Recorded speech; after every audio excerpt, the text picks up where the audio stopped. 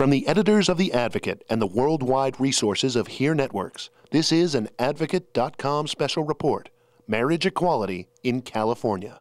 Hi, I'm Steve Kometko, and this is the first in a series of reports on Advocate.com called The Freedom to Marry. It's a right we'd earned once before, about a handful of years ago. But shortly after the first gays and lesbians said I do, the politicians stepped in and said, oh, no you don't. And the marriage certificates, cherished by the thousands who flocked to California, were turned into so much paper. Fast forward to this week in California, and once again, the freedom to marry will be legal. Here's Advocate.com's Michael Eldridge. It's been a long battle, but marriage equality has come to California, and we can finally let freedom reign. You can put the starting line all the way back to about 2000, when Proposition 22, the voters in California voted to define marriage between a man and a woman. In 2004, one man would take Prop 22 head on. Mayor Gavin Newsom, who had just been elected as mayor of San Francisco, decides to marry same-sex couples. You know, remember, we were just trying to put a human face on discrimination. We wanted to marry one couple, a couple of 5 decades, a half a century of love and constancy and commitment, Phyllis Lyon, Del Martin, and we were going to use that as a test case to advance a constitutional argument against Prop 22. Lo and behold, we were able to go forward for almost a month, 4,036 couples. Our victory was short-lived. On August 12, 2004, the California Supreme Court invalidated all of the marriage licenses. As the Republicans in Washington sought to outlaw our marital rights nationwide, Democratic Party Chair Howard Dean said that our civil rights could be decided by the states. Now, my view is the federal government has to say there will be equality under the law. I think it's okay once you say there will be equality under the law to tell the states, I don't care how you achieve this, but you have to figure out that everybody has to be equal under the law. It is wrong to discriminate. If we say leave it to the states, aren't we really saying let's not address this for decades? Well, I don't think you can leave it for decades. I think, as we discovered during the civil rights movement, you can't say to a group of people who are disenfranchised, just give us a little more time, the politics isn't right yet. Some couples married in San Francisco wouldn't wait. They sued the state. On May 15, 2008, the California Supreme Court ruled 4-3 that denying same-sex couples the right to marry was unconstitutional. Marriage equality begins in earnest June 17th, but the fight in California won't end there.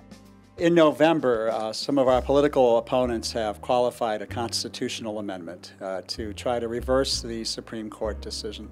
The good news is we're in a virtual tie today here in the state of California. What you're always going to hear from people who are against marriage equality is an excuse other than the one that they really are feeling. More often than not, it's an excuse that is just sort of a more palatable thing than, I don't believe gay and lesbian Americans should have the same rights as everybody else. So even as we celebrate this week, we'll have to continue the fight for marriage equality in California and throughout the United States. This is a tipping point state. The way California goes, so goes the nation. One thing that's absolutely going to be necessary for me and for every other person in the community between now and November is we can't just sit back and rest on the laurels. We have to fight. What happens here will either move the entire country forward, one huge step, or set the entire country back. In California, this is Michael Eldridge for The Advocate and HEAR Networks. While couples are traveling the Freedom to Marry road to major metropolitan areas like Los Angeles, San Francisco, and San Diego, that road does not pass through California's Kern County. That's because, as county clerk, Ann Barnett has halted all civil weddings at her county offices. Since doing so, she's been called a religious terrorist, and some want her to resign.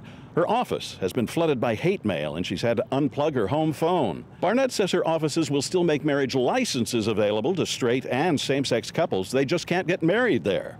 Barnett says she's not making a statement, but just trying to do the right thing.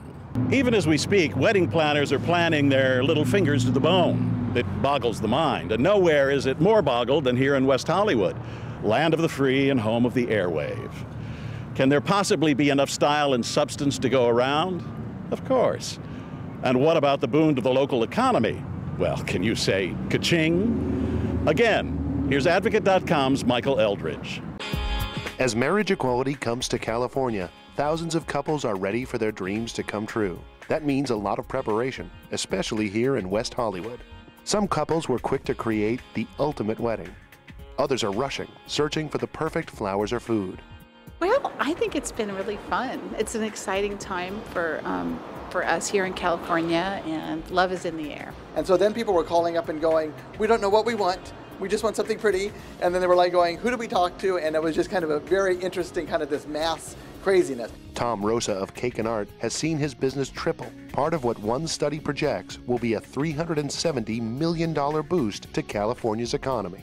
At West Hollywood City Hall, everyone's focused on the big day. So we may get a crush, and we're prepared for the crush. And so we are deputizing not only City Council here, but senior management as well, and we'll be prepared for whatever numbers show up. We're expecting so many people, we're not even going to do the weddings at City Hall. We're going to do it at one of our parks. Some couples are ready and waiting for June 17th.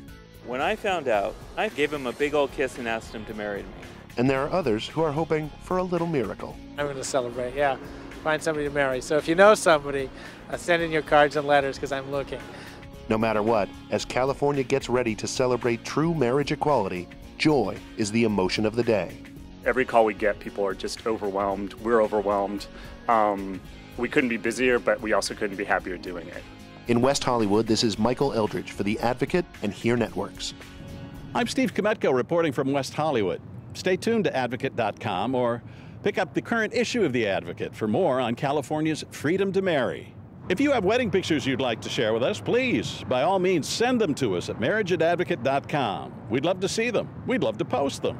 After all, a picture is worth 1,000 words. See you next time.